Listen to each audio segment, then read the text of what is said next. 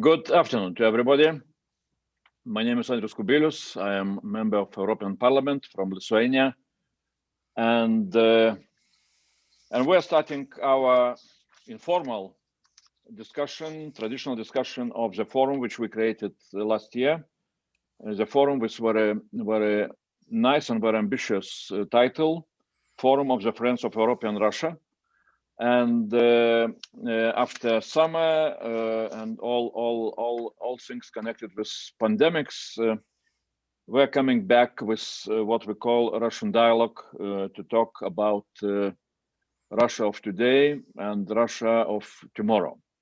I'm very happy and proud to present you speakers whom we have here directly or who will speak from video recording. First of all, Vladimir KARA-MURZA. Everybody we know Vladimir like really very prominent public figure and politician and expert and close ally of Boris Nemtsov, vice chair of Open Russia, and I can name, you know, and Vladimir really is great to have you here. Vladimir Milov, also very well known, former deputy energy minister in Kasyanov government, and after that, really great expert in energy fields and also in all other areas of Russian development and global developments, and close ally to Alexei Navalny. And really, thanks a lot, you know, for your presence here. Then we shall have a video recording from with a statement by Leonid Gozman, whom we know also very well as a public figure, columnist, and former advisor to Yegor Gaidar government, and well, really is a person who is very well known also as liberal, conservative, and European strong personality. And we shall finish with Konstantin EGGERT, whom really we are very happy to have again with us, and whom we know very well from his very active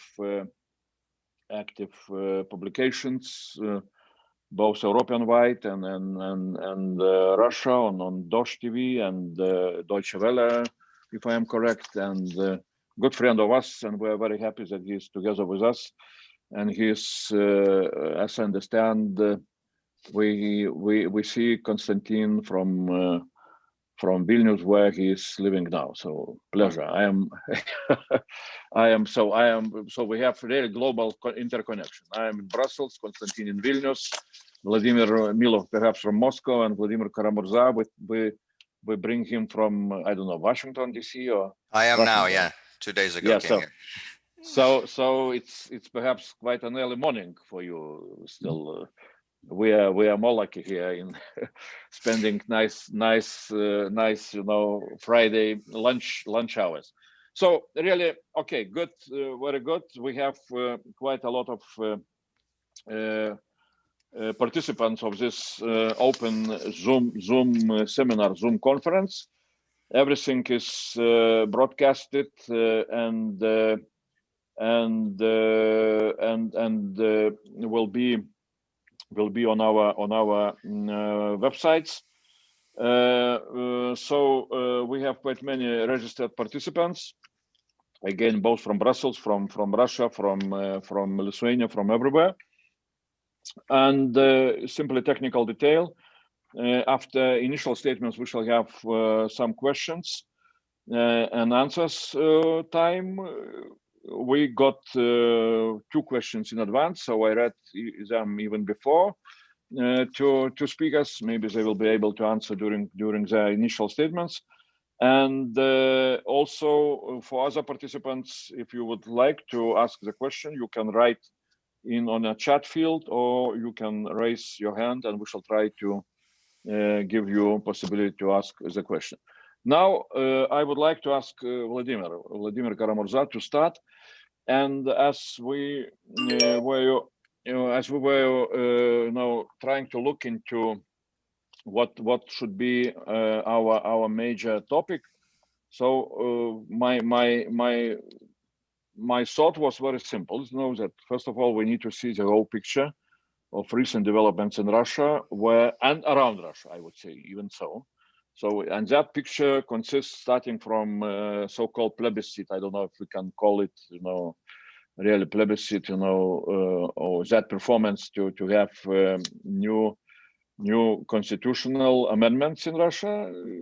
It was beginning of summer. Then during summer, we saw on one side, and we still see really what we call democracy revolution in Belarus. On another side, I would call a local democracy revolution in Khabarovsk. Then we have we have poisoning of Alexei Navalny as a really terrible event, but now becoming a system of regime policy in Kremlin, it's very clear. And we had regional elections recently. And yesterday, European Parliament approved, after discussions, 2 resolutions which are very much interconnected. One on Belarus and second on Russia and Navalny poisoning. So that is the whole picture which we have. And I would like, as I said, first of all, Vladimir KARA-MURZA, to start with your observation. So where Russia is now and what we can predict for coming future, not only tomorrow, but maybe even looking into next year. And what would be your advice, to friends in EU, in European Parliament, how we can assist really Russia transformations to democracy and to European type of development? Please, Vladimir. Thank you so much, Prime Minister Kubilius, first of all, for hosting our discussion today, but also above all for your leadership on making possible yesterday's resolution, which you referred to already. And I'm, of course, specifically referring here to the resolution on Russia in the context of the poisoning of Alexei Navalny, but it also raises a whole host of other very important and principled issues. Among those, a very clear and very public assessment of the so-called constitutional plebiscite to which you referred a few minutes ago, and point 8 or article 8 of the resolution passed overwhelmingly by the European Parliament yesterday states very clearly that those constitutional changes effected over the past summer are, first of all, quote, illegally enacted, and secondly, also, quote, incompatible with international standards. Both of those are very important assessments. In fact, as far as I'm aware, this is the first international legal document with such a clear assessment and such a clear definition of the constitutional changes that happened in Russia. You mentioned the word plebiscite. As a historian by education in my former life, I find even the choice of the term here interesting. Of course, it's not a term invented by journalists or applied by journalists to the situation. It's a term that Vladimir Putin himself used several times when describing this exercise. Not a referendum, not an election, not even a national vote, as it was officially called in the law, but a plebiscite. Now, to me, symbols and terms matter, and a plebiscite, the use of this word, takes us back to the fascist dictatorships of Europe in the early part of the 20th century. Hitler had plebiscites, Mussolini had plebiscites, Franco had plebiscites, and sometimes still too many Western commentators, including serious political leaders and people in the media, still use the word referendum when talking about the constitutional changes that Vladimir Putin enacted. It's very important to say that this was not a referendum. A referendum is something that is codified and governed by Russian legislation. It is a procedure that's subject to very clear international commitments, above all under the OSCE Copenhagen document that sets very clear criteria for OSCE participating states as to how electoral procedures should be conducted. For example, with free campaigning allowed on either side and with independent oversight and verification of the vote count. I mean, those two things sound really obvious and banal in the 21st century, but neither of them characterized as this plebiscite that happened over the past summer. First of all, there was no campaigning. People who tried to hold rallies against those constitutional amendments were prohibited from doing so. In fact, just yesterday, my friend and colleague Andrei Pivovarov, who is the director of the Open Russia movement, was jailed for the second time immediately after he was coming out of at the end of his first administrative arrest. He was immediately rearrested and taken back to his jail cell, precisely for trying to organize a public protest, a peaceful public rally over the summer against the constitutional amendments proposed by Vladimir Putin. Voting lasted for a whole week. 7 days, not just in regular polling places, but in makeshift locations like cart trunks, park benches, shopping trolleys, and unfortunately, I'm not joking, with no kind of independent oversight, for example, of where the ballots were stored every night when they were taken back to the offices of local electoral commissions, and anything could happen to them. And then, of course, for the vote count itself, there were no independent observers either domestically from Russia, because the only observers could be appointed by public chambers, which is a state control institution or regional state control institution. So effectively the government was monitoring itself. And of course, no international observation was allowed. Council of Europe and OSCE monitors were not invited. The only quote unquote international monitors that were brought in were some people from far-right organizations and far-right parties in the European Union, including Stefan Keuter, who is an open Nazi sympathizer, who paraded pictures of Adolf Hitler, and who's now a member of the German Bundestag from the AfD, Alternative for Germany party, and who was paraded on Russian state television every evening, on the week of the plebiscite, saying how great and democratic this institution is. So, and this is only the beginning. I mean, there are so many different levels in which this plebiscite violated every single domestic and international legal standard, apart from the sham plebiscite itself. And of course, I should also mention, according to Golos, which is our main kind of independent vote monitoring NGO, this was the most fraudulent electoral exercise in Russia in the last 20 years. According to calculations, about 37% of the total result was just drawn up, taken from nowhere. So those results have nothing to do with the true will of the Russian people. And there were some formal legal violations as well. For example, the Russian legislation clearly states that constitutional amendments must be brought in separate bills and grouped according to their meaning. You cannot take things as different as a minimum living standard, the protection of historical memory, the violation of presidential term limits, take it all together, bundle it up, and have it as a single yes or no question. That in itself is a violation. And also, of course, the first two chapters of the Russian constitution that lay out the main rights and freedoms of Russian citizens cannot be amended, and the meaning cannot be amended except by a constitutional convention, which was not called. We don't even have a law providing for one. And yet several of the articles passed during this amendment process directly contradict the first two chapters of the Russian constitution.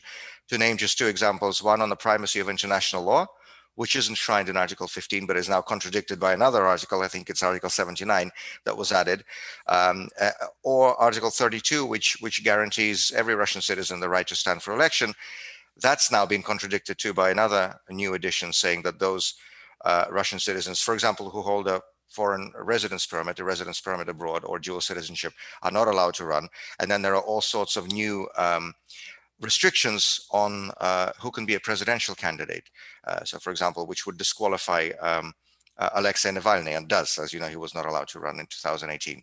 This is now enshrined in the constitution. So I could go on for a long time here, but it's, as Marshal Ney said to Napoleon after one of the battles, I can give you 50 reasons why we lost this battle. Number one is we ran out of gunpowder, and Napoleon said, "Okay, you don't have to continue." And so, for all of these and many other reasons, this constitution plebiscite was a complete sham. And it is important because it takes Putin's regime, I think, to a different level. Mr. Putin has been illegitimate de facto for a very long time now, lacked any sort of real democratic legitimacy since, in my view, at least 2003, 2004, when the last vestiges of democratic checks and balances were dismantled in our country. But with this constitutional change, if he tries to stay in power after the 7th of May, 2024, when his final constitutional mandate comes to an end, he will become illegitimate de jure as well, not just de facto, in exactly the same way as Lukashenko now is in Belarus. And I think it was very important to have that clearly stated in that resolution passed overwhelmingly by your colleagues in the European Parliament yesterday. And I want to thank you for that, because it's very clear it's very important to have a clear and public and honest position. And I think this will allow the international community to build up in the coming years in terms of a clear policy, which I hope to see, of non-recognition of any attempts by Putin to try to cling to his seat in the Kremlin beyond the end of his constitutional mandate. You asked about the situation on the ground in Russia. Of course, as you referred to in your opening remarks, Prime Minister, for more than 2 months now, the residents of Khabarovsk, city in the Far East, city of 500,000 people, have been on the streets, thousands of them, tens of thousands of them, protesting initially against the Kremlin's decision to remove a local elected governor, but ultimately, very quickly, those protests turned national in terms of, not in terms of geography, but in terms of their political content. And very quickly, slogans filled up, directed against the Putin regime and against the Kremlin. Very many slogans, by the way, as well, expressing solidarity with the people of Belarus. Живе Belarus, was a popular placard in Khabarovsk among the protesters. And Minsk, by the way, reciprocated when there was that massive rally a couple of weeks ago. People were holding up posters, Khabarovsk, мы с тобой, Khabarovsk, we are with you. So it's very important to have that solidarity.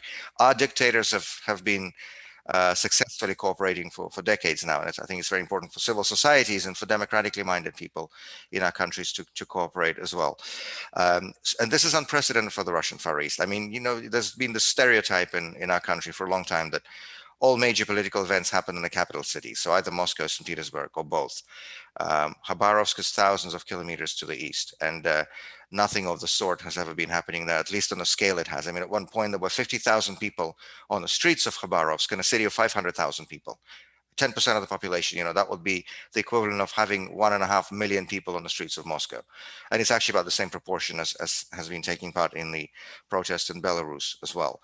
But beyond the protest in Khabarovsk, last weekend, we had a round of local and regional elections across Russia.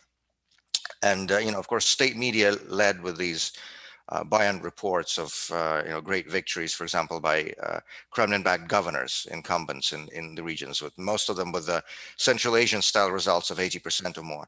Of course, it's not difficult to win an election when your opponents are not on the ballot.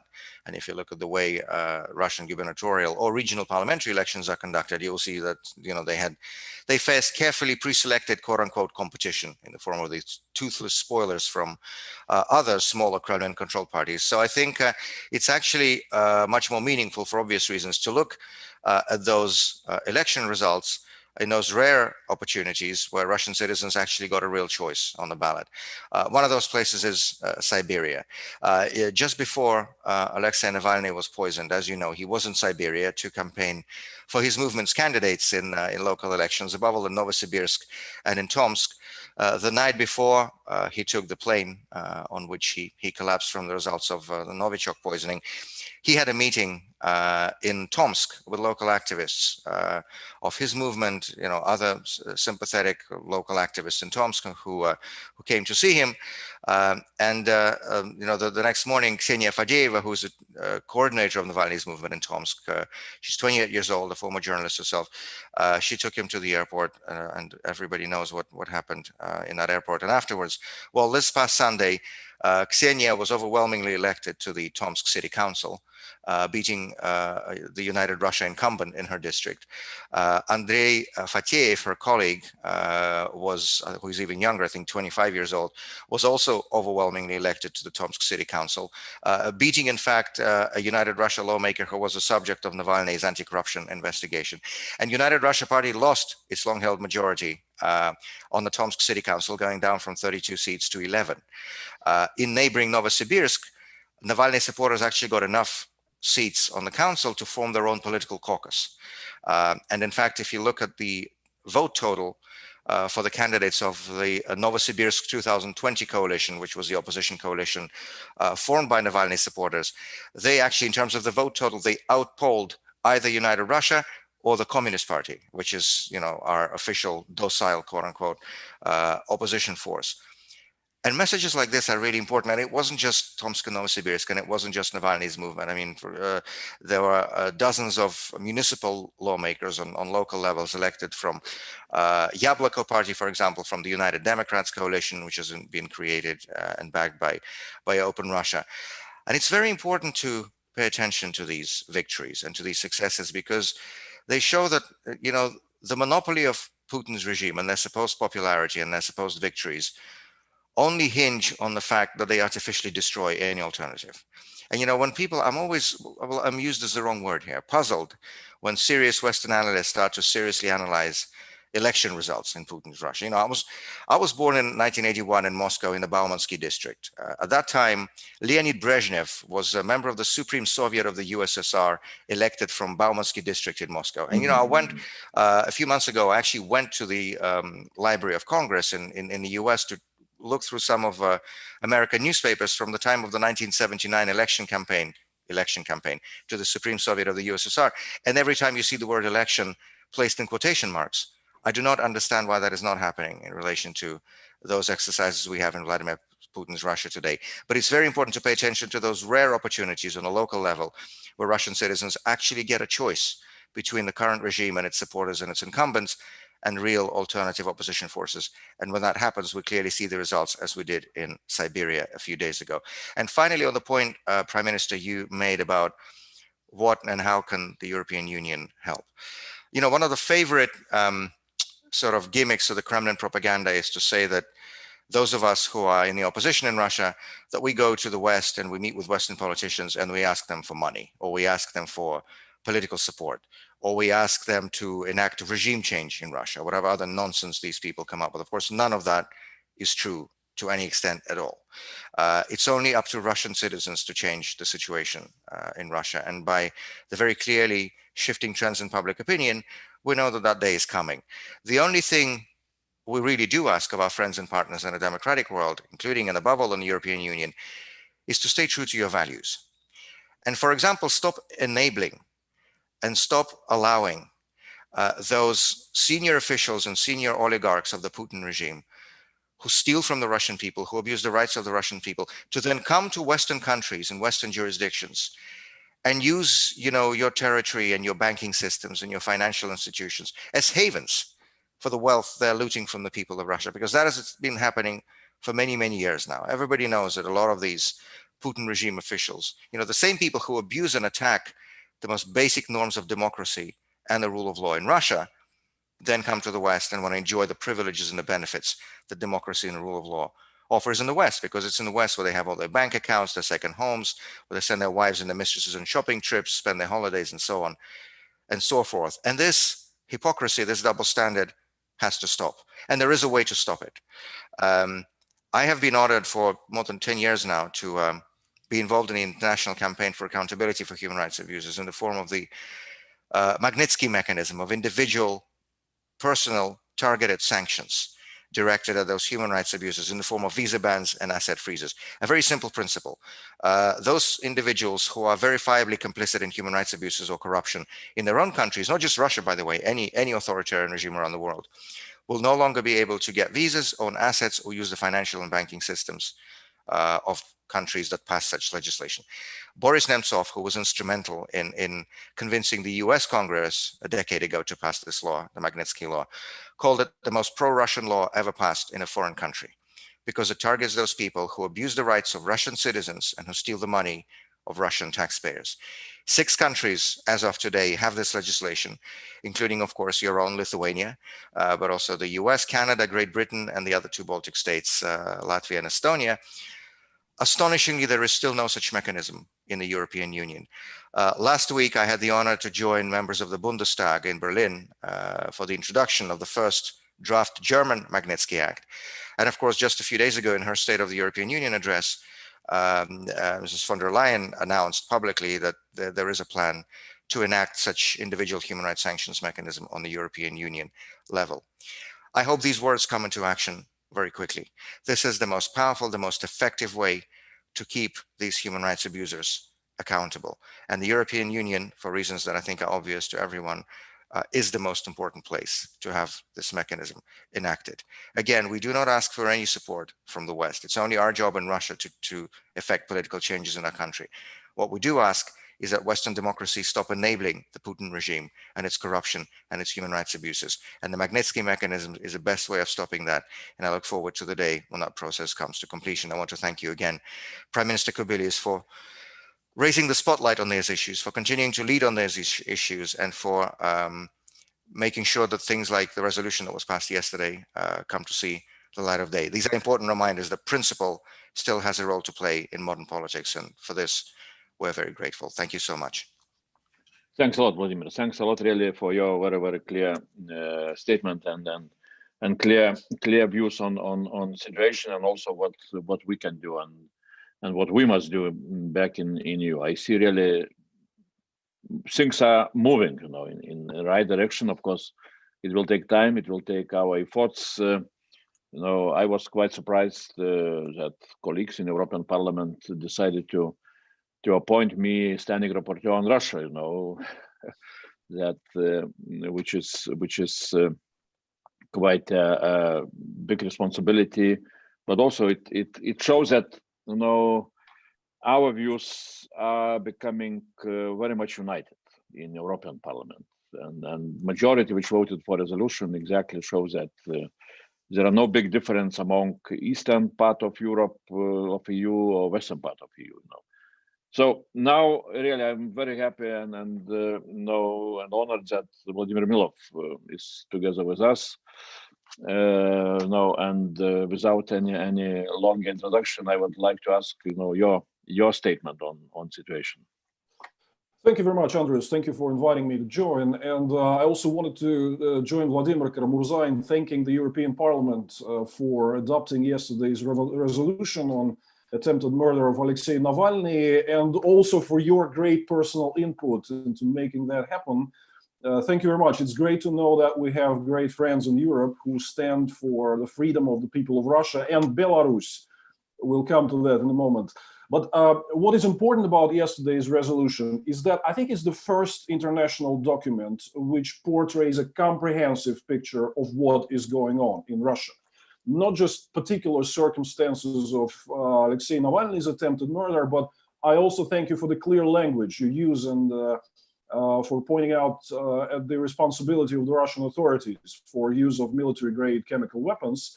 But the comprehensive picture is very important, and I also want to stress to add some more details just to give an idea what a difficult times these are for those who struggle for freedom in Russia. Just what happened within the past 2 months, July, August, early September.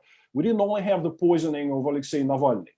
There was an arrest on fabricated charges of democratically elected governor of Khabarovsk, Sergei Furgal, which essentially triggered all the Khabarovsk protests. There was an arrest on fabricated charges of an independent member of Moscow city parliament, Alexei Navalny, who was elected a year ago with the help of smart voting that was supported by Alexei Navalny. Before Navalny was poisoned, just a few weeks before, there was a new fabricated criminal case opened against him. There is now a fabricated criminal case opened against the head of Navalny team headquarters in Irkutsk, which is I think, in my opinion, the next best candidate to be another Khabarovsk in terms of a widespread protest sentiment, where United Russia had lost many elections in the past few years, and which is also very angry with Putin. I mean, I can go on for a few hours listing just some cases of intimidation, fabrication of certain criminal and other charges against oppositioners, which happened just within the past few weeks. Now, the big question is why this is happening.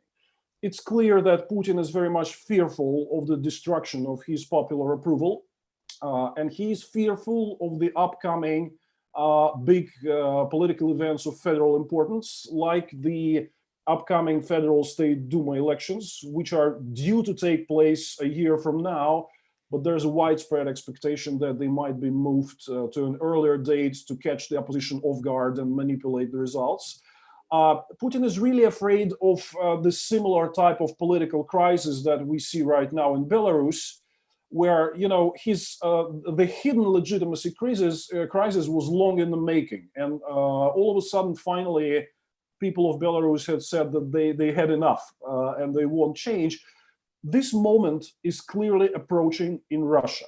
We do not know when and how it will happen, but you can see many verifiable data, not only the regular opinion polls about Putin's public approval, but also there's been this deeper study by a Belanovsky group. Sergei Belanovsky is a renowned Russian public opinion scientist. He was, alongside Mikhail Dmitriev, one of those folks who had predicted the major protests of 2011-2012 in Russia, with their early studies indicating that trouble is coming for Putin. Right now, Bilanovsky Group essentially speaks about like a total destruction of public support for the authorities for many reasons of economic crisis, which never goes away. And Western sanctions are playing an important part here. I'll come back to that in a minute. Many broken promises, huge expectations raised with Putin's so-called re-election in 2018, after which he essentially abandoned people. He raised retirement age, contrary to what he has been saying all along during the campaign and previous years of his rule. He abandoned people during the COVID crisis because he never released massive government aid to help the crumbling economy. Russians are extremely unhappy, particularly in the past few months. They have been very unhappy about that. So Putin sees that big political trouble is coming. How that plays out, I mean, the example we can see right now on the streets of Minsk, Grodno, and other cities of Belarus. So when people ask me a question, why did he move right now with poisoning Alexei Navalny? And there's no question that Putin is personally responsible, because look, with such a strong vertical of power he's been building for more than 20 years, where you can't really do minor stuff without his personal approval. You can't really spend several $1 million at Gazprom without him okaying the contract, right? You have to get a president's green light on minor, relatively minor middle-level personal appointments in the government and big state companies. And somebody in the system would risk doing a thing like that without actually asking a permission of person number one. Now, give me a break. That's not serious.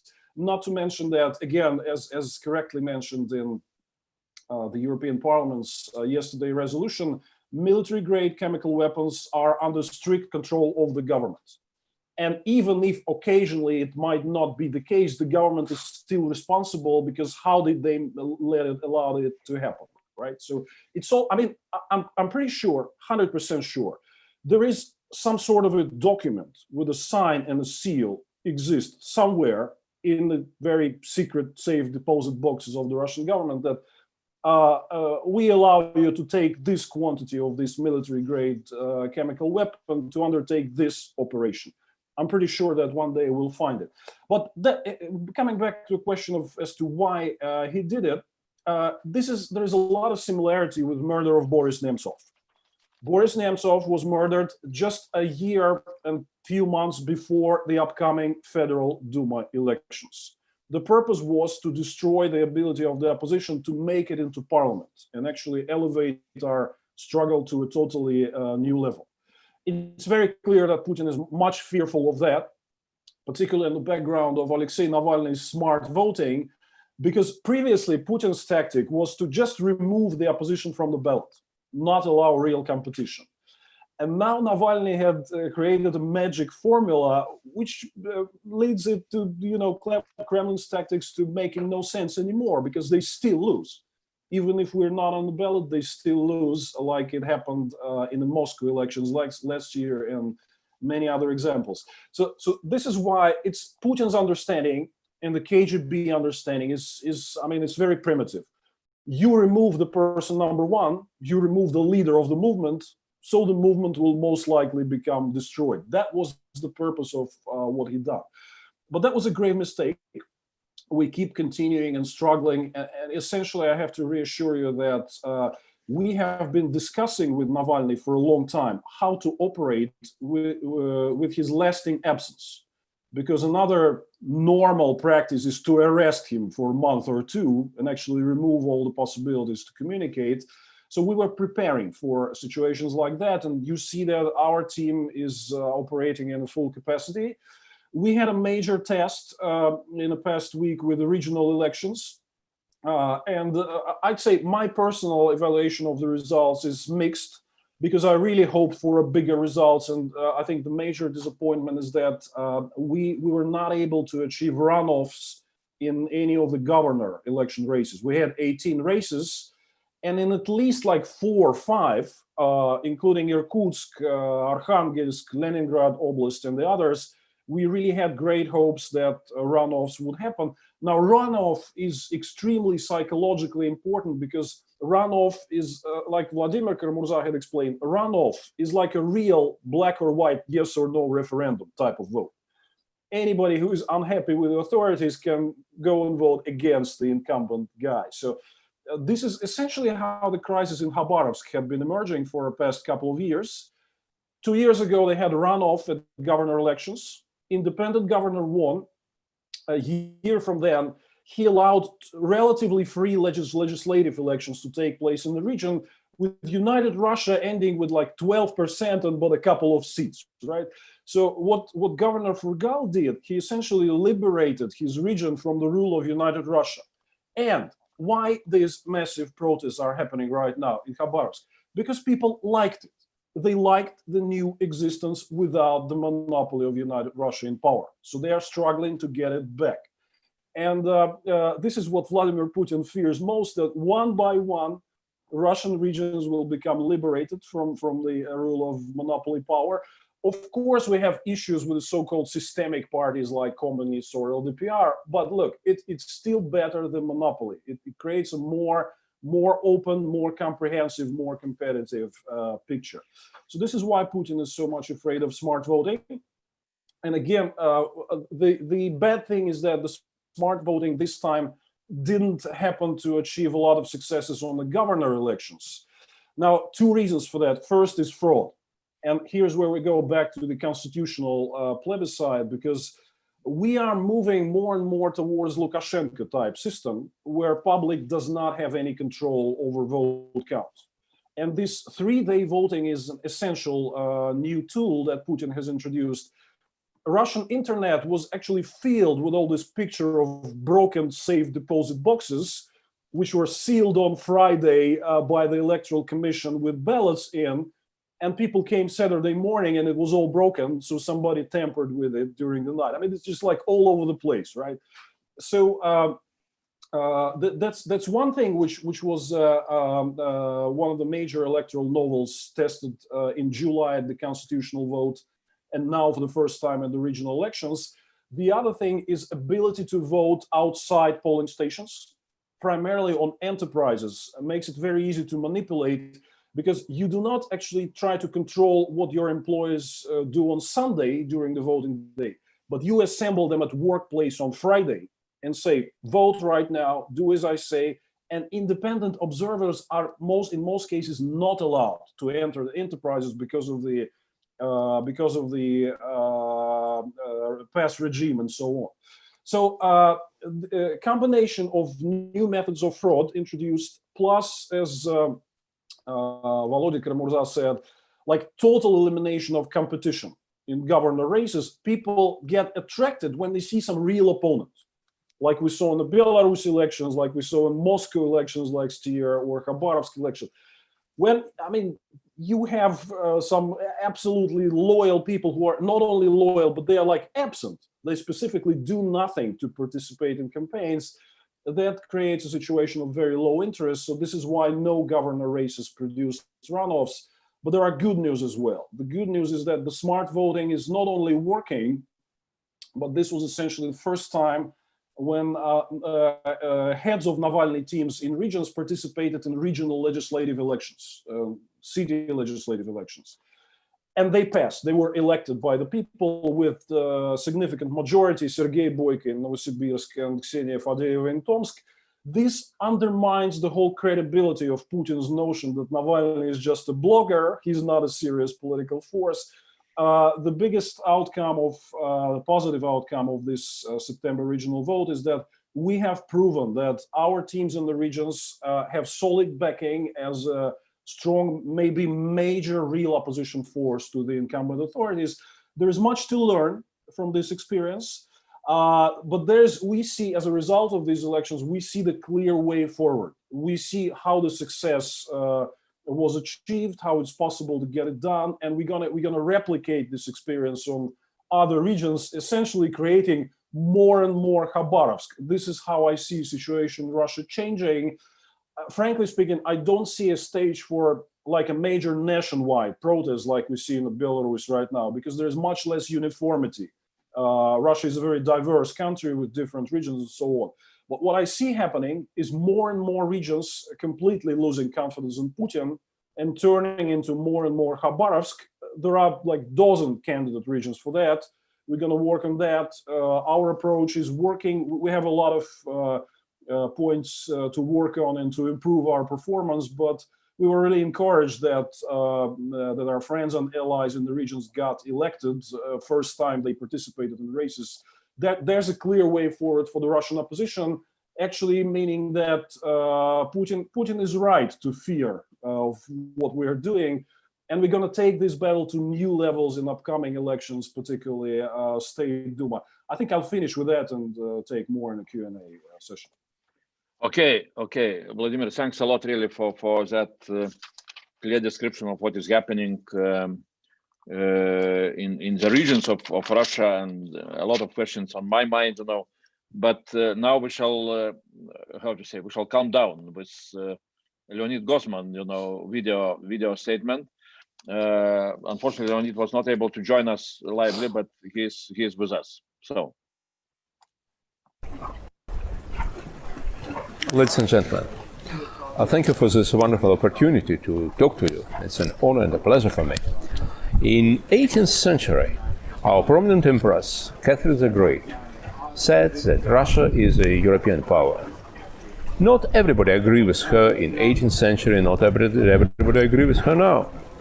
And I am really happy to be today with those people who, instead of crimes and stupidity of the government of my country, still believe that Russia is a natural part of Europe. I think Catherine was right.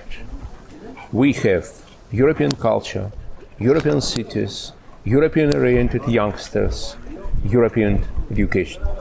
We feel ourselves at home in Europe. We are not at home in Asia or Africa. We are Europeans. But our state, the state of Russia, current state of Russia, is not European now, not at all. We have archaic dictatorship, which is a very serious threat for our own country, for the Europe, and for the rest of humanity. Let me share with you my answers for three important questions. What's the most important, most serious of those which has happened now in Russia? Then what can we expect in the near future? And what can Europe does? Not to protect us, not to protect our democracy, but to protect European civilization. So, among what's happened in Russia now, it's artificial, you must understand. It's artificial dictatorship. Our society is much more democratic, much more tolerant, much more European-oriented than our government. It's a very big contradiction between the society and the government. More and more Russians disagree with the existence with these dictatorships. With this dictatorship, we have protests, mass protests all around the country, from the west to far east, from the north to south. And every day, Mr. Putin himself became less and less popular, less and less respected. People are tired of him, as Belarusians tired of Lukashenko. On these regional elections you discuss now, United Russia lost a lot of seats in the parliaments of different levels. We have very deep moral crisis in the country, much more deep than in the last years of the Soviet Union. People do not believe, people do not trust to their government. If the government, for example, if the government says that a national currency, ruble, is stable, well, this very day, people will begin to buy dollars and euros. They know that the government lies every day. The government cannot control the situation anymore. For example, many years they created artificial, illegal rules which gave them the possibility not to allow opponents to take part in the elections, to falsificate the results of the elections and so on.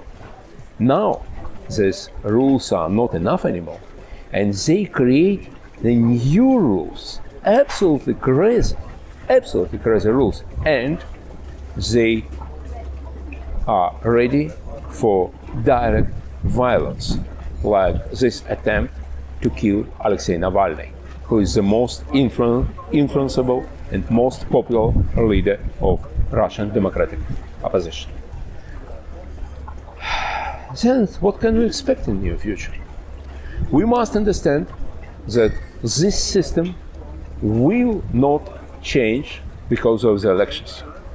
Elections are very important, but mainly for the future, for the preparation, the country, the people, for the future, when it will be necessary to create a new state on the ruins which will have in the country, unfortunately, when this system, Putin's system, will go.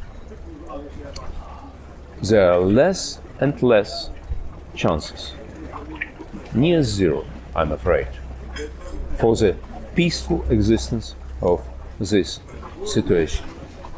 And our leadership will be more and more aggressive, both inside the country, repressions to everybody who disagrees with them, and outside the country. It will be more aggressive towards their neighbors and towards the world itself. And you must understand, it's the agony of the system. It's the real agony of the system. What can you do? Well, you cannot help us directly. Only we can resolve our problems, ourselves, only ourselves. And we have no right, in my mind, we have no right to ask you to pay too much for assistance, for saving us. You must care about your own countries, and you have their own problems. Anyway, there are some things which could be very helpful for us and which are not expensive for us. First, help to those who are fighting for freedom and dignity in Russia now. For example, give them, if it's necessary, them and their families, the refugee status in your countries. I know you do it, but please do it. Do it more. People who risk their lives and freedom in Russia today, they must understand that they will be accepted if it's necessary. And the moral support. The moral support of the West from Russia to Russian dissidents was very important in the Soviet time. Many of you know it. And it's not less important now. It's really very important.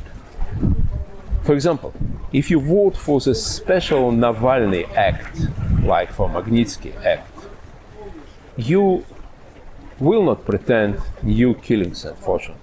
No.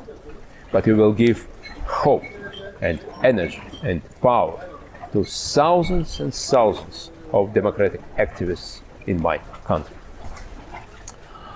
And the last thing, which is necessary, you, the West, must be militarily strong and united. I understand how difficult it is now in the conditions you have in Europe, in the situation you have in Europe, in the United States of America, in many, many other countries. But it's really necessary. Don't forget that in Russia today, we have very aggressive and irrational system. And this system, which always ready for the war, even for the big war.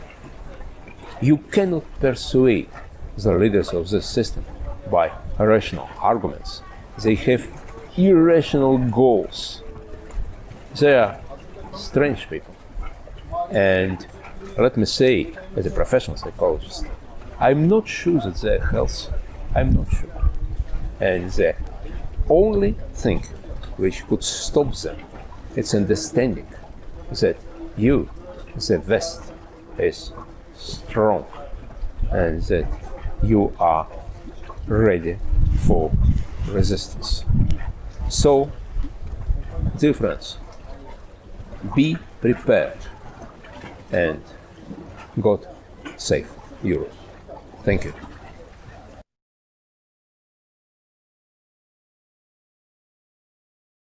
Well, we're coming back after Leonid Gozman. Very strong statement from, I would call, some kind of, okay, yeah, now I will continue, yeah. We're coming back from after a really strong Leonid Gozman statement from some kind of soft vacation environment, as we understand, looking into the picture. But now I turn to Konstantin EGGERT, who is really very well-known analyst and expert of Russian and European policies. So, Konstantin, can you make some overview, really, which is holistic, view towards what is happening, and especially that you got one question in advance. Belarus, the question was totally on Belarus, but maybe you can make some comparison and what is similar and what is the difference. Vladimir Milov said that Russia is a little bit more diversified if you compare with Belarus. It's not so homogeneous. But in any case, the processes which are happening now in Belarus, how much you can see some parallels also in Russia. Thank you very much, Andres.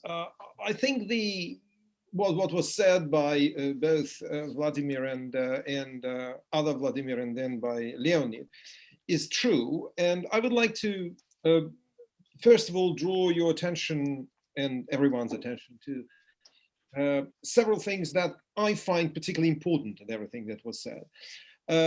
First and foremost of all, it's what Vladimir said about developments, and both Vladimirs actually said about developments in the regions. This is also my experience before COVID. As you know, I traveled quite extensively too in the Russian regions. And I think that something, and I think we discussed it once or before Christmas probably with you, one thing that has to be taken into account when you look at a potential of change in Russia is that really the age of global information and social media has changed in many ways how the political minority, which is always important, or politicized minority, or politically active minority, which is always important in any country, but extremely important in authoritarian countries, how this minority in Russia perceives itself.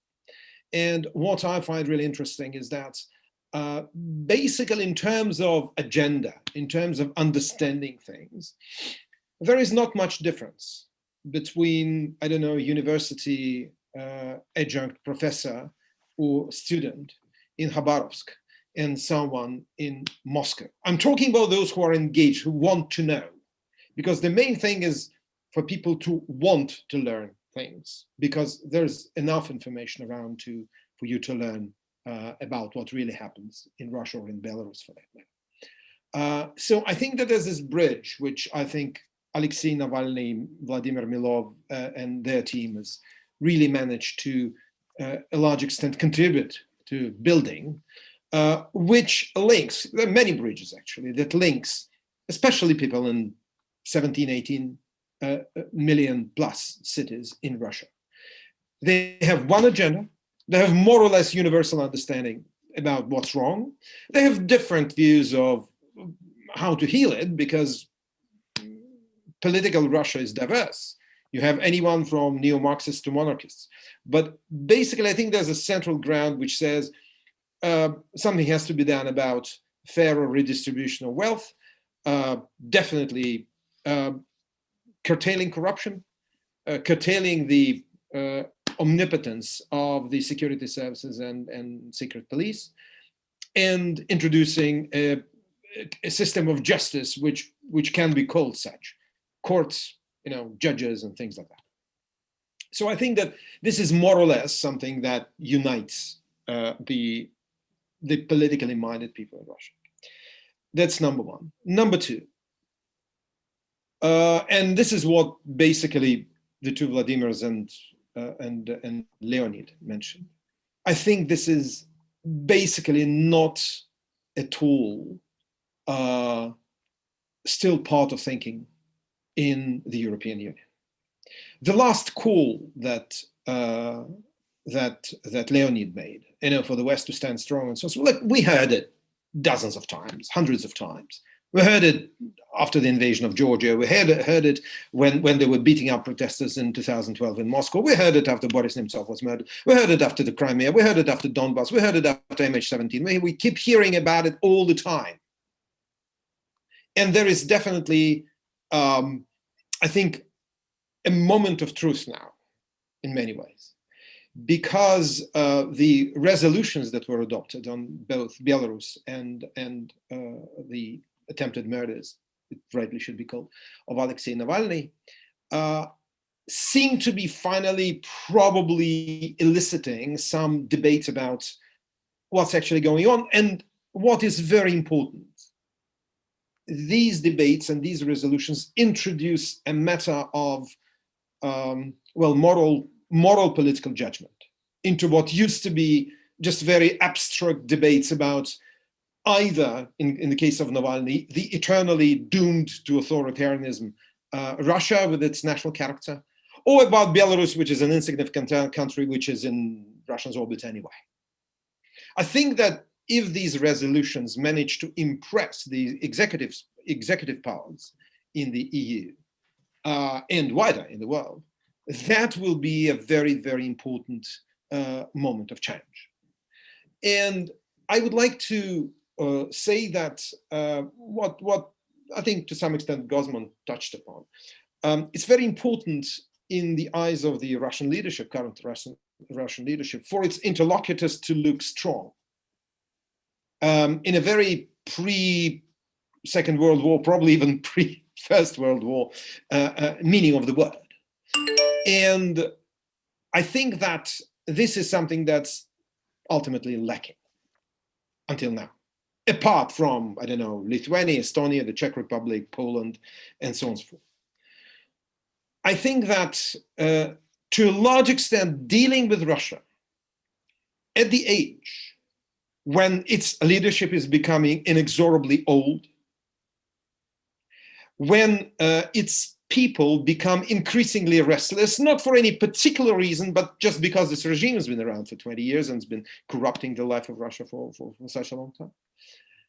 Because memories of the Soviet Union, the hardships of the 90s, which were very instrumental in bringing the current clique to power, because these memories fade. And the young students I talk to in Russia are, I mean, they don't know what it is. All these things portend an emerging crisis of the Putin system. I mean, the crisis is there, but I mean, a crisis which will be visible to everyone. Khabarovsk is, I think, the first Первая ласточка, the first sparrow of that. But basically, this system can't give anything new to the Russian people. It can't renew itself. So it is sliding towards a crisis, which may explode anytime the way Belarus exploded, under a pretext that we can't even imagine today. And I'm afraid that European Union is not ready for it. There are still these perceptions that you have to go softly because Putin is so bloody powerful, they can break anyone's neck. And because we know Russia is very important for us in Syria and Iran and where else. I think that as long as this narrative persists, and alas, it persists in Berlin and in Paris, it will actually not only facilitate Putin's rule, but it will keep Europe unprepared for the moment things start to shift. And this moment is historic. I mean, even if you look at Putin's own so-called constitution. Russia now is a country without constitution, as I think Vladimir KARA-MURZA has shown very, very brightly. Even by his own standards, 2024 will be a major, major watershed for Putin. He will have to decide what he does. Does he want to stay on and on and on until he's 86, actually? It's an aging regime. People don't understand it. And I think that these resolutions move, at least morally, move the European Union closer to doing things which I think have to be done. One thing I find extremely interesting and extremely politically sharp is the idea that emerged to start sanctioning all those heroes, quote unquote, of Alexei's investigations. Not trying to find yet another Captain so-and-so who probably was sometime related to the chemical weapons facility in Russia and who probably is not even planning to travel to the West and never did and never will. It is the luminaries of the regime that are responsible for creating the situation, which allows for chemical warfare being waged on Russia's own citizens. So I think that taking it a step further and starting to basically paying attention to the sensitivities of all these wonderful people. Another thing would be, I think, quite good, that is a difficult thing, I know. But if you look at the Council of Europe, which is not your patch in many ways, but still, stop treating Russian MPs as MPs. They are not MPs. I know there's this idea that eventually when things start to crumble, maybe these people will be very useful and suddenly they will turn their coats. Yes, they will. But to do that, you have to basically show them that there is a very unpleasant choice in their lives. Otherwise, if you keep receiving Pushkovs of this world and pretend that they're elected, you are making a travesty not of Russia. I mean, Russian system is a travesty of itself. You're making a joke of yourself. Number three, I think that's very important. There needs to be a consistent pressure campaign by the European parliamentarians, the pressuring European governments to take action, to take significant action.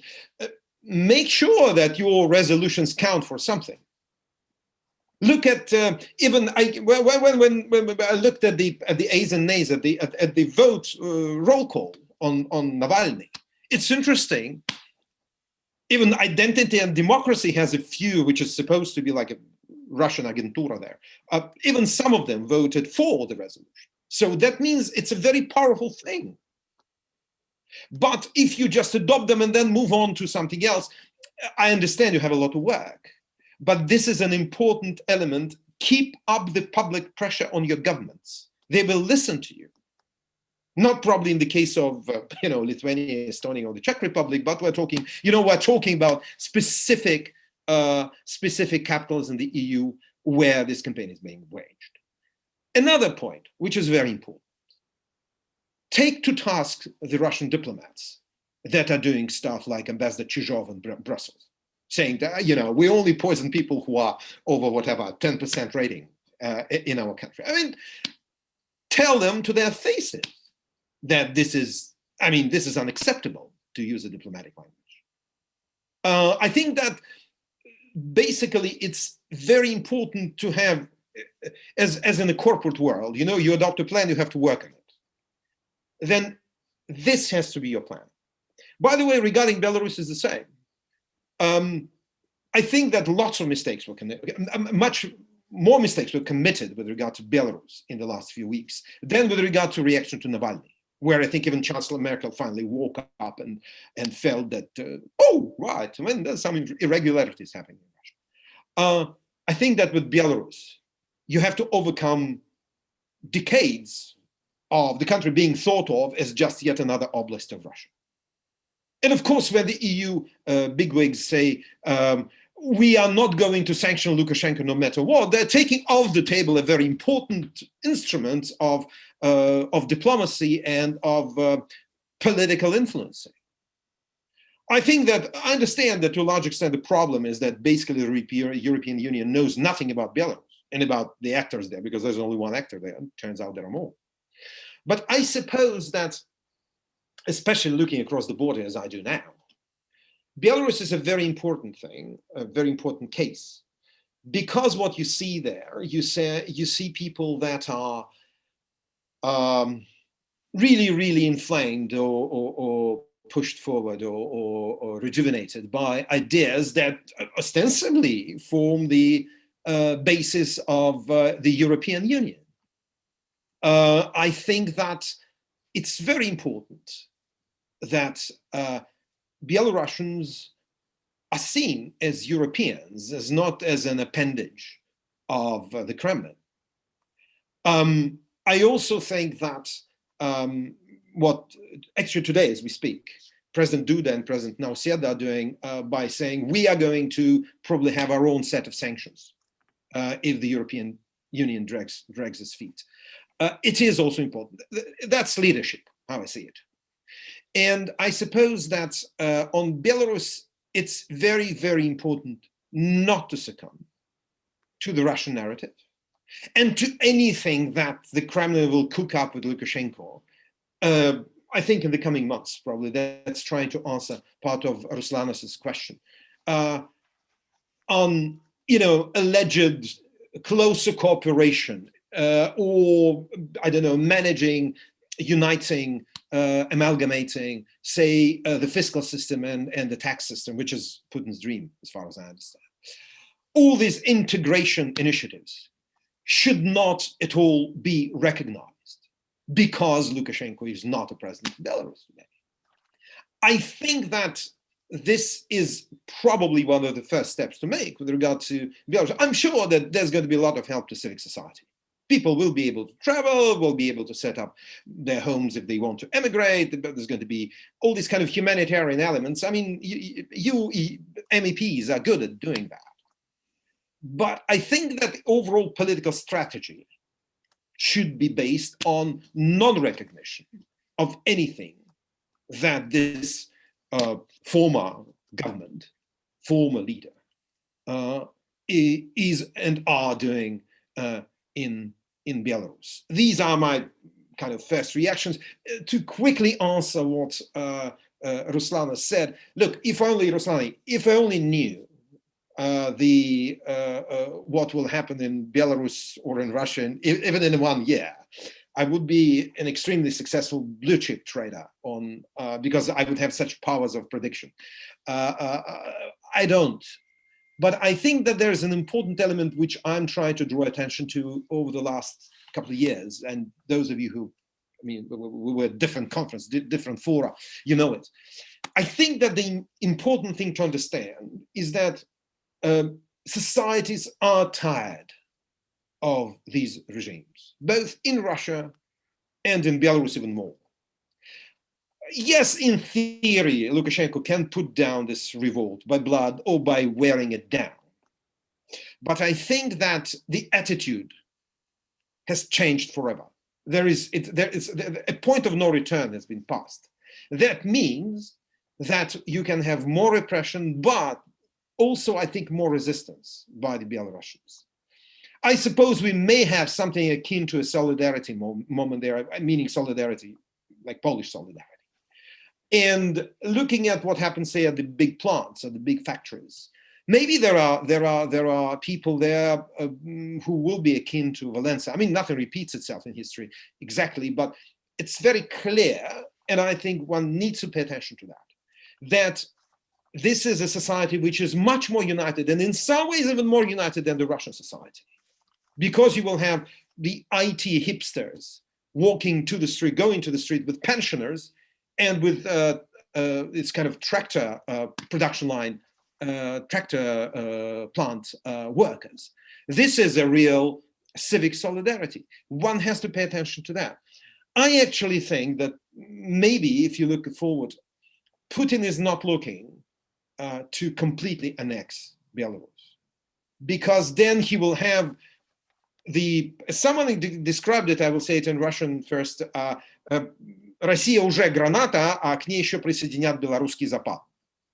If you have this sort of amalgamation of Belarus protest with the Russian protest, I don't think he wants it.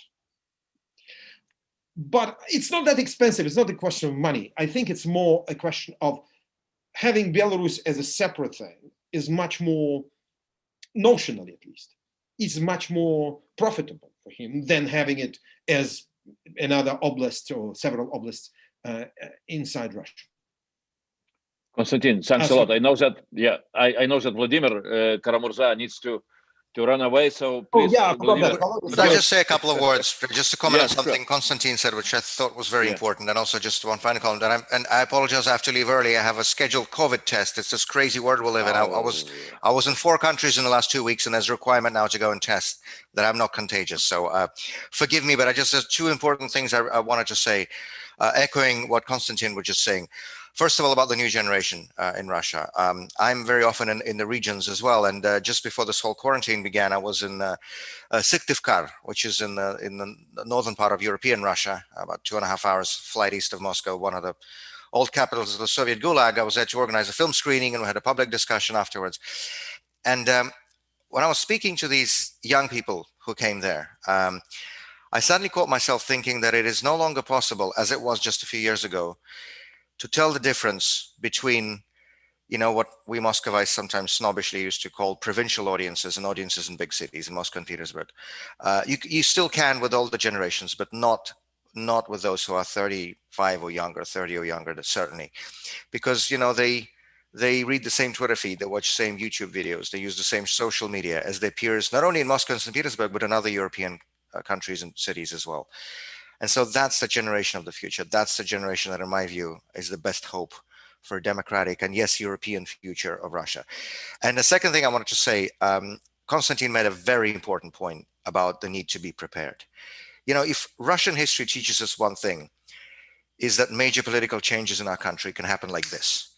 When von Plehve, the Tsarist interior minister, said in 1904 that we need a small victorious war, in that case with Japan, to solve all the domestic problems of the empire, I don't think he quite expected that just 1 year later, largely as a result of that war, which turned out to be not so small and not so victorious, Nicholas II would have to grant a parliament and civic and political freedoms, and Russia would be engulfed in its first revolution. When Lenin spoke in January of 1917, sorry? And Plehve himself will be killed. Oh, yeah. To add another layer to it, when Lenin was speaking in the end of January of 1917 in Zurich to the group of young Swiss social democrats, and said that my generation will not live to see the decisive battles of this coming revolution. The revolution began in 6 weeks. And I'm old enough myself to remember August of 1991, when one of the most repressive regimes in the history of humanity went down in 3 days. This is how things happen in Russia. And being prepared is crucial. And that has been a problem many times, both for us inside. It's difficult to be prepared when things just fall on you like this, but we have to be, because so many mistakes were made because we were unprepared. And one of the projects I'm involved in now is actually political and civic education of that young generation I referred to. I had the honor of co-chairing a series of seminars led by the School of Local Governance in Russia for candidates in municipal elections, for elected lawmakers on the municipal level, most of them very young people, to try to help them get some sort of experience for that moment of change, which will come. But it's also very important, I think, for the international community to be prepared too. One of the most striking examples of unpreparedness for me was when on the 26th of December 1991, the day after the red flag finally came down on the Kremlin, there was a North Atlantic Council meeting in Brussels, where Prime Minister Kubilius, where you are now, chaired by Manfred Werner, the NATO Secretary General. And as the meeting was underway, the Russian ambassador, Nikolai Afanasievsky, came in, and he handed Secretary General Werner a letter signed by President Yeltsin of Russia, who had just become the head of a sovereign independent state, a nuclear power, just 1 day earlier. And that letter, in writing, raised the possibility of future Russian membership in the North Atlantic Treaty Organization. Now, when I was researching Western responses to that, first of all, there was no response. And as the New York Times story explained the fact that there was no response, it said that Western officials and NATO officials were, quote, too taken aback to offer a coherent response, End of quote. Now, I think we all know the lessons of that unpreparedness in the early 90s. Let's not repeat that mistake again. Let's be ready, because change is coming in Russia. Putin's not forever. Russia is not doomed to live under dictatorship. This is a stereotypical, false, and frankly borderline racist argument. It is not true. Change will come. And I hope, Prime Minister Kubilius, and I look forward to the day when your group transitions from being the Friends of European Russia Forum to an actual official interparliamentary group between the EU and a democratic Russia. That day is coming, and we have to be ready for it. I thank you so very much for the opportunity, and I have to run for my COVID test, and I hope it's negative. Thank you. Yeah. So thanks a lot, Vladimir. Thanks a lot, really, for your very good words at the end. You know, let's be ready, and let's hope that your COVID test will be negative. Now we have still some time for for questions and answers and for discussion. We still have Konstantin and Vladimir Milov together with us, and I know that Rasa Yuknevichina, another colleague of mine, from Lithuania, she wanted to jump in. Rasa, please. But she is from somewhere, from Tiltagale, from Lithuania, not from Brussels. Yes, now. From Lithuania. Yeah. Back tonight. Thank you so much. Hello, everybody. Dobry день. My strong sympathies to all of you.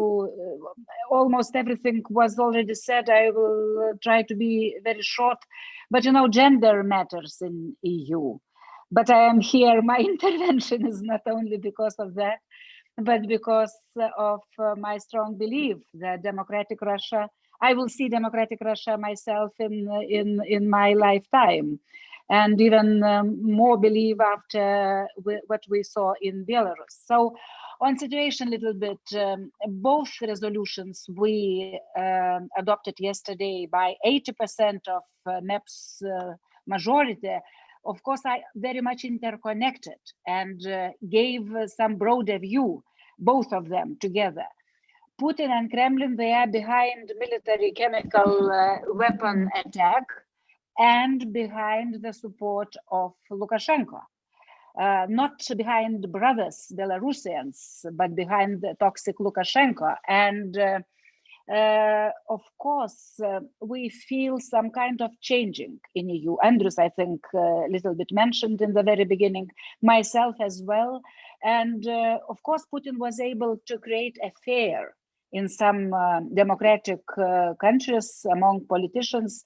In some countries, they were able to make corrupt political networks. But today, I feel that Putin and his regime, they are more and more toxic in Europe.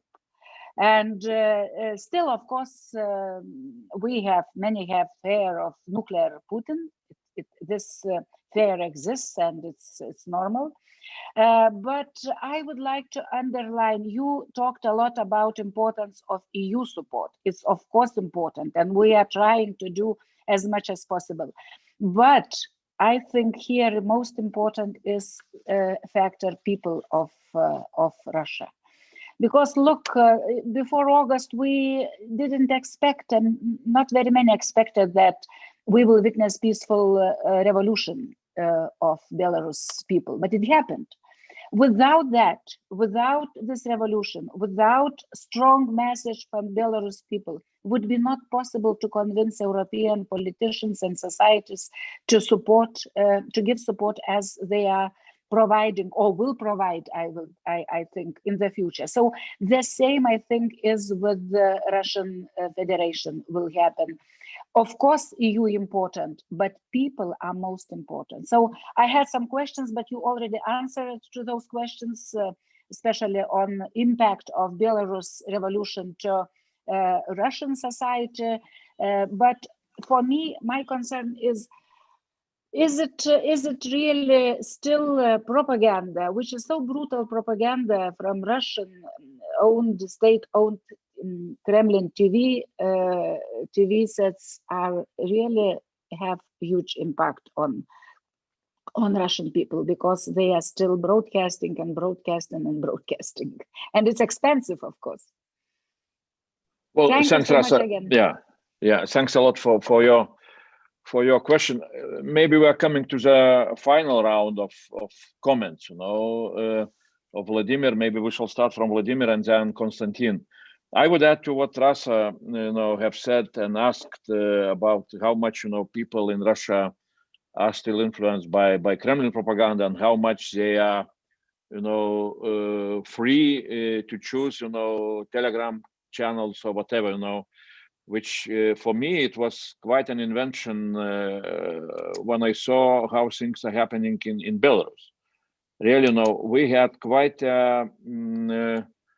not such a deep understanding of things, in Belarus, because it looked like that Lukashenko is controlling everything. And then when we started to see the first signs of what we can call revolution, and we started to look more deeply, so suddenly it appeared that really it's a very intensive, civil society life on all those, Telegram channels and so on and so on. So, question which Russia put, I would expand it.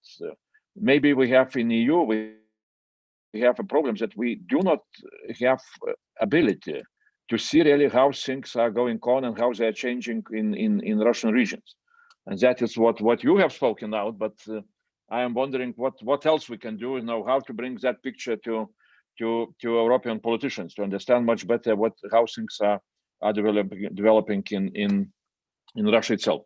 And my additional point, what we put into the resolution, on Russia. Yesterday, Kommersant magazine asked me some questions, and I said, for me, besides all the language on Navalny case and poisoning and so on, for me, very important was also the language which we put in an article, perhaps 15, where we said that EU really needs to make a deep review of EU strategy towards Russia. And in addition to that, also we put what we with Vladimir we were discussing earlier. We put the language on that EU should elaborate on strategy how EU relations in the future would look like towards democratic Russia. What kind of policies, strategies, instruments could be implemented just for Russian people now to understand what they are losing because of Kremlin regime and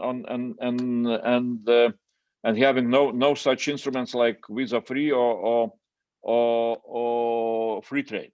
And that is the question which perhaps in some way coincides with the last remark of Vladimir KARA-MURZA when he spoke about Yeltsin appeal to NATO to look into possibility for democratic Russia to join, in one or another way, NATO community. So those are my questions. What would be your advice? How we can put on EU side some kind of this, a new strategic language towards EU policy towards Putin, Russia, and towards EU policy on future democratic Russia. So Vladimir, can you switch on your camera and your mic and tell a few comments, and then we shall ask Konstantin to finalize. I'm trying, but I cannot switch on the camera. I think somebody should do that. Yeah. Yes, we see you. Okay, good. You good. See me yeah. now. So first, I wanted to say about the impact of propaganda. Things are going in the right direction, but as usually with Russia, it's really slow and there is a big inertia. So the trends are okay. The number of people who watch the state TV and believe the state TV is steadily going down, whereas the people who switch to internet and look forward for some alternative, more truthful information is steadily going up.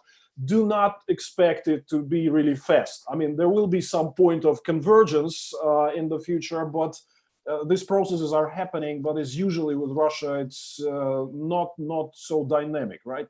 But again, the trend is very good. And what you saw in Belarus, essentially, as I also did not expect events to be unfolding so rapidly, but this was a similar type of YouTube revolution, essentially, as we are looking forward to in Russia, because Sergei Tikhanovsky, the major presidential candidate who was arrested before the campaign, and his wife Svetlana actually ran and won, he was the Belarus equivalent of Alexei Navalny.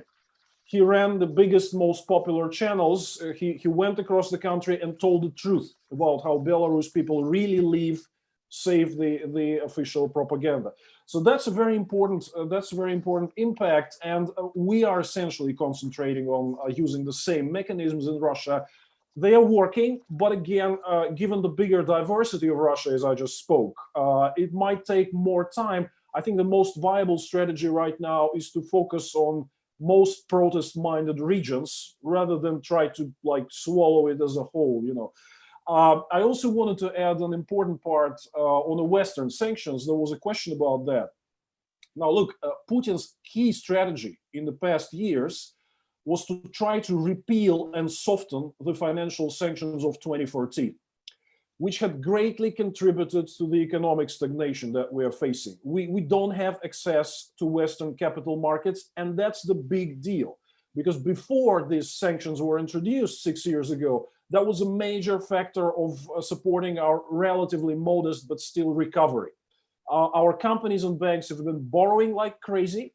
Before 2014, they borrowed like $200 billion in like 3 years. After that, financial markets in the West have closed. We are essentially in an international lending blockade. That's a very important issue, and I think what changed after the attempt of Navalny murder is that this issue of softening the sanctions on Russia is, I would say, it's off the table, which is very bad for the Putin.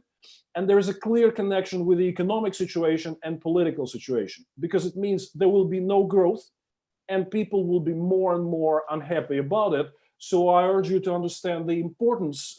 When we're discussing all these personal, individual sanctions and all sanctions against corrupt money in Europe, but it's also important to understand the great economic and political impact of these Western sanctions. Andrews, to your last question about what shall be done after new democratic Russia emerges, obviously we would need access to Western capital markets. That's point number one. And we will approach you with negotiating a wide range of free trade agreements, access to markets, also visa-free regime. We would need to show Russian people that there can be totally different, normal, peaceful, and friendly relations with Europe, that there is an alternative. And I'm pretty sure that we will work successfully on that. Well, thanks, Vladimir. And Konstantin, your last round of conclusions. Thank you. I have a question from I and actually Volodymyr Milov have this question from Marie Mandra about the upcoming weeks in Belarus. I would like to answer that very shortly. I think that, look, you can't predict, but I think the strategy of Lukashenko and Putin, for that matter, is to let it happen as it happens. And their hope is that things will start to wrap up because the weather is going to start getting bad and because children are back in school and so on and so forth. His hope, I think, that's my supposition, is that by the 11th of October, give or take, which is, I think, the deadline, 11th or 10th, no, I think it's 11th of October, which is the deadline for the swearing in of the new president under the Belarusian constitution. Things will quieten down enough to, well, let him say, well, it's just a band of individuals that are protesting and everyone is okay with me, so I'm going to, take an oath and continue to be president. That's his calculation. So in a sense, a lot depends on how the Belarusian society continues to treat this situation. Their calculation is very clear. It will eventually stop. With regard to the last comments on propaganda. Look, propaganda works not in a sense. I agree with Vladimir. There are fewer and fewer people that watch television in Russia, state television. One has also, although, to take into account the fact that the Putin regime is quite good at adapting to new technologies. And you look at the number of, for example, Telegram channels that are pushing pro-Kremlin line in a very, very, sometimes unsubtle, sometimes very subtle way, is growing. They are very much aware of technology. And if you look at the fact that, I think it was yesterday, that the Mishustin cabinet of ministers promised 100+ billion rubles extra for quote unquote support of mass media. That is a sign that first and foremost of all, for example, Mr. Putin is satisfied with the work RT is now doing in Minsk, substituting for striking Belarusian journalists. And another thing is that they do believe that all this thing works. So it's Vladimir Solovyov for over 60s and it's Telegram channels for under 30s. So I wouldn't underestimate the danger that these people pose in terms of brainwashing people. And also, I want to go back to something that they're selling. They're not selling, a wonderful image of Putin. They are subtler than that.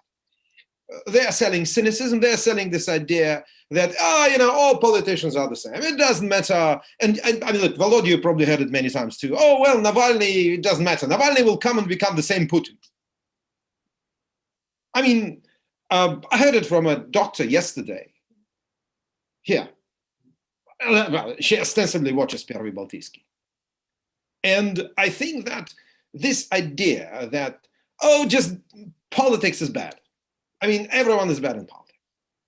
It's something that is being sold quite well inside Russia and in neighboring states, including, by the way, the Baltic states, to certain audiences, of course. So one has to be very careful about that. And I think that the idea is that, if people are cynical, they will not go into the street. And if you look at troubling, I even wrote a column about it, troubling public opinion poll conducted by Levada, which said that lots of Russians disapprove of Belarusian protests. It's not because they like Lukashenko or whatever. It's because the Belarusians dare to do what lots of Russians want to do, but are afraid to do.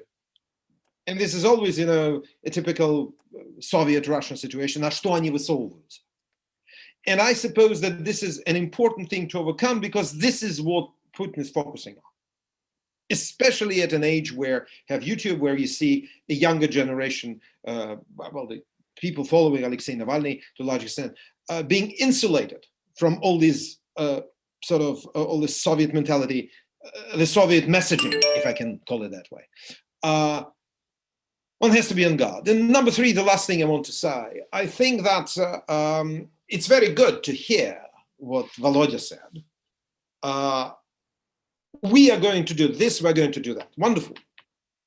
Because this is someone has to show that there's an alternative. And not an alternative in the sense, all these people are bad, we're going to be wonderful. I mean, you have weeds now, you're going to have a rose garden. No, it's people offering concrete solutions in every single sphere of life. I mean, one has to project an impression of a government in waiting rather than just critics. And I think that this is probably coming, and it will be probably easier to do now with social media and things like that. But it's very, very important because an alternative is important, and a visible alternative, a convincing alternative. It's a work in progress. But again, coming back to what I said and to what the two Vladimirs said, it's 20 years since Putin came to the Kremlin. I mean, it can't be another time. Look, we are counting years, but we are not counting decades. That's my conviction. And as I said, you have to be ready, as Jesus Christ said, "Бодрствуйте," be ready anytime. But this is exactly the kind of thing that you have to apply to Russian politics. But frankly speaking about Putin as something immutable that's going to continue for many, many years, it's ridiculous. When I hear it from the German colleagues, the French colleagues, I don't know what to say to that. I mean, look at it. It's impossible. There are some things that are physically impossible. Sorry for the rant. Yeah. Okay. So, Konstantin and Vladimir, really, thanks a lot. We are coming to the end. I would say, like Russia, started at least, developments in Belarus. And also developments in Russia itself, sometimes, very, very terrible, like poisoning of Navalny, yeah. Sorry, really. it brings some kind of, clear understanding. Clear understanding with, I would call it, with strong dose of optimism, especially when we are looking into Belarus. Things can change very rapidly, and I would say that there are some kind of, historical tendencies or historical loss of development, which are playing very important role. And like I came in politics from physics, like almost like Newton laws. You cannot change those laws. And that's the same is happening with politics, with development, and even with some kind of revolutions. What we can see, that in this, post-Soviet area, starting from Belarus and finishing with even Khabarovsk, loyalty of the people to long-term authoritarian regime is going to the end. As I said, with Vladimir Milov on Navalny channel, срок годности исходит. Simply because those regimes are not able to provide the improvement of the life, and that is the main reason why when things were improving, people were showing loyalty. When things are not improving, and for the whole last decade, people are saying, well, it's enough. Second point, really, what we see now is this what we can call imperial decline is still going on. And Ukraine left sphere of influence. Now we can see some kind of Belarusian movements. Things are going on. And the last point, I'm always repeating that again, coming from physics, when I read back in 1991 a very powerful book of Samuel Huntington, third wave of democratization, which exactly we were the product of third wave. And Huntington calculated that before there were two waves during the 20th century, one at the end of 1920s, another one after Second World War, the third one in 80s and 90s, and that the democratization is going like an ocean wave. I can say if there were three waves, then there should be also wave number 4, and and perhaps that wave is starting to come, and we shall see really. That is why I'm concluding, like Russia, made a statement that this year brought the hope that during our lifetime, really we shall see also those positive changes in Russia. That is why we really, I am very grateful to what you are doing and for your contribution to this discussion, and we shall continue with our discussions because new topics are coming, and I see really, if you would be able to help us, to bring some people from regions, would be very, very, very, very great. We would be very grateful, and it would be very valuable for us, really, to see how things are developing exactly on the regions, on those places where changes are coming. Now, again, thanks a lot. Let's keep healthy, during this pandemic, and let's hope that really things will move in that optimistic way. So thank you very much. Thank you. And good luck. Good luck. Yeah. I just answered the question in writing to someone because I saw it was hanging, so I just wrote. Yeah. Okay. Thanks a lot. Thanks. Bye. Bye. Bye. Володя, Bye. пока.